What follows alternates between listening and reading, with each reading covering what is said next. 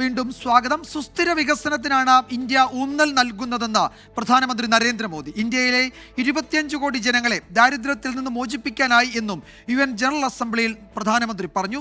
Summit of the ഫ്യൂച്ചറിലായിരുന്നു പ്രധാനമന്ത്രിയുടെ പ്രതികരണം. മധു Kottarakkara UN ആസ്ഥാനത്ത് നിന്ന് വിശദാംശങ്ങളുമായി ചേരുന്നു.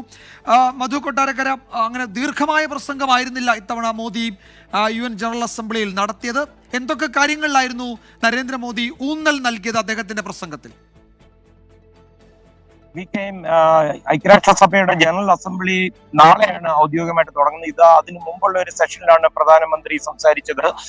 രണ്ടാമത്തെ ആ ജനറൽ അസംബ്ലി സെഷനിൽ നമ്മുടെ വിദേശകാര്യമന്ത്രി ജയശങ്കർ ആയിരിക്കും സംസാരിക്കുന്നത്. പ്രധാനമന്ത്രി പ്രധാനമായിട്ട് പറഞ്ഞത് മനുഷ്യരാശിയുടെ 1/6 ശബ്ദമാണ് ഈ അസംബ്ലിയിൽ കൊണ്ടുവരുവാൻ ശ്രമിക്കുന്നതെന്നാണ്. അതുപോലെ നേരത്തെ VK സൂചിപ്പിച്ചതുപോലെ 25 കോടി ജനങ്ങളുടെ പട്ടിണി മാറ്റി അവരെ നല്ല രീതിയിലേക്ക് കൊണ്ടുവരാൻ സാധിച്ചു. സുസ്ഥിരമായ വികസനത്തിനാണ് ഇന്ത്യ പ്രാധാന്യം നൽകുന്നത്. തന്നെയുമല്ല, ഈ യാത്രയിൽ ഇന്ത്യയുടെ അനുഭവങ്ങൾ മറ്റു രാജ്യങ്ങളുമായി പങ്കുവയ്ക്കാനും വികസന കാര്യങ്ങളിൽ മറ്റു രാജ്യങ്ങളെ പിന്തുണയ്ക്കുവാനും ഇന്ത്യ തയ്യാറാണെന്നും പറഞ്ഞു. ഇപ്പോൾ പ്രധാനമായിട്ട് 2 യുദ്ധങ്ങൾ നടക്കുന്നത് കൊണ്ടായിരിക്കാം മനുഷ്യരാശിയുടെ കൂട്ടായ ശ്രമത്തിലൂടെയാണ് ലോകത്ത് കൂടുതൽ വിജയങ്ങൾ കൊണ്ടുവരാൻ സാധിക്കുള്ളൂ, അത് യുദ്ധക്കളത്തിലൂടെ അല്ല എന്ന് പ്രധാനമന്ത്രി എടുത്തു പറയുകയും ചെയ്തു.